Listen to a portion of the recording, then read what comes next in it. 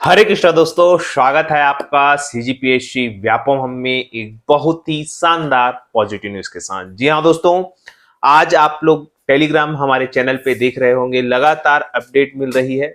और आज हमने आपको टेलीग्राम चैनल पे जिन लोगों ने जुड़ लिया है, अच्छी बात है। जो नहीं जुड़े हैं, सबसे पहले तो उनको बताना चाहूंगा, नीचे डिस्क्रिप्शन बॉक्स में लिंक है, वहां से आप लोग टेलीग्राम चैनल से जुड़ जाइएगा और वहां पे आप लेटेस्ट अपडेट जॉब की देख सकेंगे। सबसे महत्वपूर्ण बात कि इस वीडियो को बनाने में बहुत ही ज्यादा मेहनत लगती है, इस प्रकार के वीडियो को लाने में, इस प्रकार की इंफॉर्मेशन को लाने में। तो आप लोग ज्यादा से ज्यादा इस चैनल को शेयर करें अपने भाइयों को, अपने बहनों को, अपने रिलेटिव्स को, ताकि उन सभी तक ये खबर पहुंच जाए कि भाई ये वैकेंसी आने वाली है या इस वैकेंसी पर ये अपडेट है। आप लोग की जो तैयारी है वो बेहतर हुई। ज्यादा से ज्यादा इसको सब्सक्राइब करें और शेयर करें। चलिए बात करते हैं आज की बहुत ही महत्वपूर्ण चर्चा पर, जहां पे आप लोगों ने सबसे महत्वपूर्ण, बहुत वर्षों से, लगभग 2015-16 के बाद से, लगभग देखा जाए तो 8 से 9 साल हो गए कि पर्टिकुलर तकनीकी शिक्षा विभाग में भर्ती विज्ञापन जारी नहीं किया गया है। और देखिएगा, तकनीकी शिक्षा के अंतर्गत बहुत सारे डिपार्टमेंट आते हैं और उसमें बहुत महत्वपूर्ण व्यापम भी एक डिपार्टमेंट है, या व्यापम भी एक कार्यालय है जहां पे भर्तियों या नियुक्तियों की आवश्यकता होती है। कई जगह ऐसा भी देखने को मिलता है कि जो ठेका पद्धति के द्वारा जो है वो कार्य किया जाता है। ठेका पद्धति या ठेका कर्मियों को दे दिया जाता है, ठेका कंपनी को, और वो अपने फिर कर्मचारियों को रखा जाता है इस प्रकार से। लेकिन देखिएगा, अब मोदी की गारंटी के तहत और उप मुख्यमंत्री जी के टिप्स के तहत 16/5/2024 की ये चर्चा के अनुसार ये कहा गया है। देखिएगा, संचालनालय तकनीकी शिक्षा को, साथ में छत्तीसगढ़ राज्य कौशल विकास प्राधिकरण, राज्य परियोजना कॉलेज सोसाइटी, छत्तीसगढ़ व्यवसायिक परीक्षा मंडल, संचालनालय रोजगार एवं प्रशिक्षण, छत्तीसगढ़ स्वामी विवेकानंद तकनीकी विश्वविद्यालय। मतलब आप देख रहे हैं करीबन 5 डिपार्टमेंट जो है उसमें, साथ में जो तकनीकी शिक्षा है उसमें लगभग लगभग जितने भी रिक्त पद वहां पे है और जिनको भरने की अत्यंत आवश्यकता है, उसके लिए जो है तकनीकी शिक्षा विभाग के द्वारा जो है ये लेटर दिया गया है। और ये लेटर लगभग 21 मई का लेटर है और आज जून है, 1 महीना नहीं हुआ है। और विभाग को कहा गया कि भैया आप इसको तत्काल जो है रिक्त पदों की स्वीकृति के लिए भेजें और इस पर जो है कार्यवाही आपको आने वाले समय में देखने को मिलेगी। हो सकता है कुछ भर्तियां, जैसे कि व्यापम में सहायक ग्रेड 3 और भी बहुत सारे पद है, उसकी भर्तियां की जाए। लोगों ने देखा होगा कि व्यापम में जो परीक्षा नियंत्रक का पद होता है या जो सहायक नियंत्रक का पद होता है, उस पर भी हो सकता है, अभी फिलहाल प्रतिनियुक्ति पर काम चल रहा है, सहायक नियंत्रक हो गए, तो इस पद पर भी जो है वो परीक्षा जो भर्ती है आने वाले समय में, जो अगर शासन चाहे तो पीएससी या व्यापम से इसको देखने को मिल सकता है। या आप देखेंगे स्वयं, देखा जाए तो जो आपके संचालनालय तकनीकी शिक्षा है, स्वामी विवेकानंद तकनीकी शिक्षा है, तो इसमें टेक्निकल अभ्यर्थियों के लिए खासकर आशा है कि यहाँ पे अच्छी खासी वैकेंसी आपको देखने को मिल सकती है। फिलहाल देखिएगा, बहुत सारे अभ्यर्थी जो assistant professor technical higher education की बात कर रहे थे, उनके लिए भी एक अच्छी खबर है कि यहाँ पे आपके लिए भी जो वैकेंसी है वो आने वाले समय में देखने को मिल सकती है।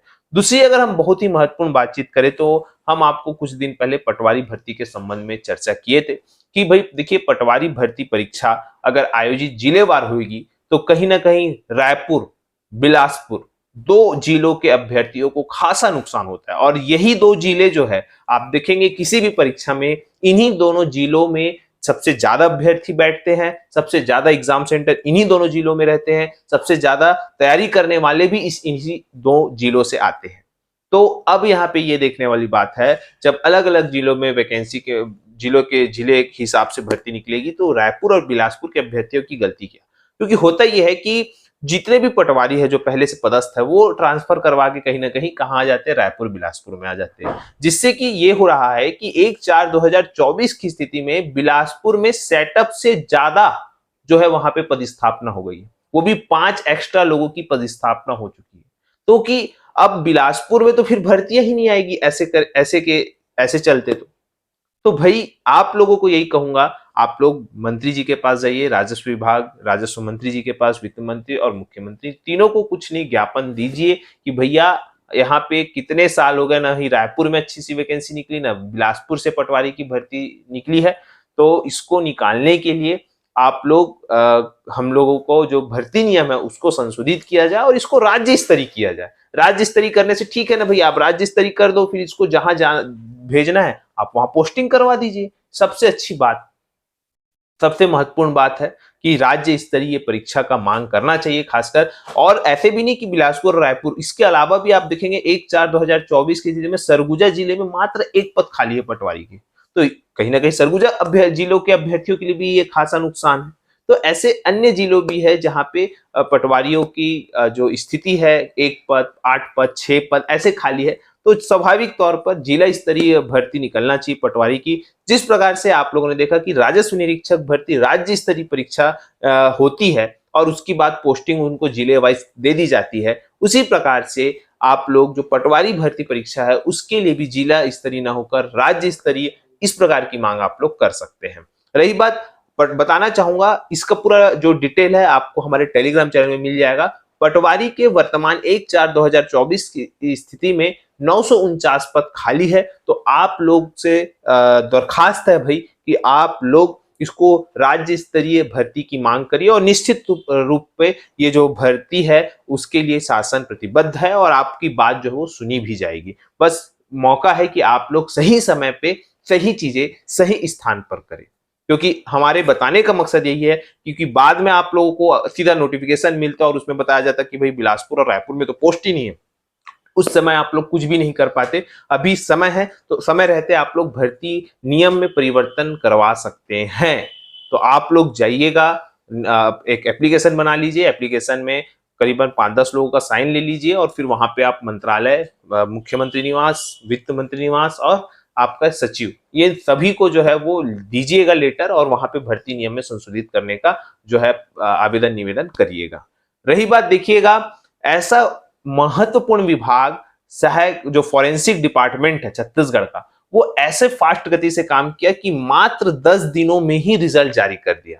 जी हाँ, आपको बताना चाहूंगा कि जो हाल ही में अभी फॉरेंसिक डिपार्टमेंट ने जो लैब अटेंडेंट और भृत्य के भर्ती विज्ञापन जारी किया गया था, तो उसका जो भर्ती परीक्षा है 7 और 8 जून को लिया गया था और उस पर जो दावा पत्ती 14 जून को जो है वो 14 जून तक मंगाया गया था और मात्र देखिएगा 15 जून को ही इसका रिजल्ट जारी कर दिया गया। तो सोचिए किस गति से यहाँ पे कार्य किया जा रहा है। और बताना चाहूंगा कि इसी डिपार्टमेंट में प्रयोगशाला सहायक के पद जो है वो निकले हुए हैं, जो कि व्यापम के माध्यम से भरे जाएंगे। तो इसके लिए भी जो है भर्ती का जो तिथि है, परीक्षा तिथि, वो भी जल्द जारी होगा। रही बात, बहुत सारे अभ्यर्थी हमसे पूछते हैं कि सर जो प्रयोगशाला परिचालक है, हॉस्टल वार्डन है, प्रयोगशाला तकनीशियन है, मत्स्य निरीक्षक है, अपेक्स बैंक है और भी बहुत सारी जो रुकी हुई भर्तियां हैं, उसका एग्जाम डेट कब आएगा? तो निश्चित तौर पर देखिएगा, कहा गया है कि अगस्त में आ ही जाएगा। तो आप लोग अगस्त मानकर तैयारी कर सकते हैं। रही बात, देखिएगा प्रयोगशाला परिचालक जो है पुरानी वैकेंसियां हैं, तो इसकी सबसे ज्यादा जल्दी भर्ती होने की संभावना है और आप लोग इसको 28 जुलाई मानकर तैयारी कर सकते हैं। देखिए डेट आगे बढ़ेगा, फायदा आपका होगा। अगर आप कम समय लेके चलेंगे तो कहीं ना कहीं आप लोगों का ही फायदा होगा, अगर आप ज्यादा समय लेके चलेंगे तो आप लोगों का घाटा होगा। तो यही बेस लाइन मानिए कि 28 जुलाई को आपका प्रयोगशाला परिचालक का एग्जाम डेट है।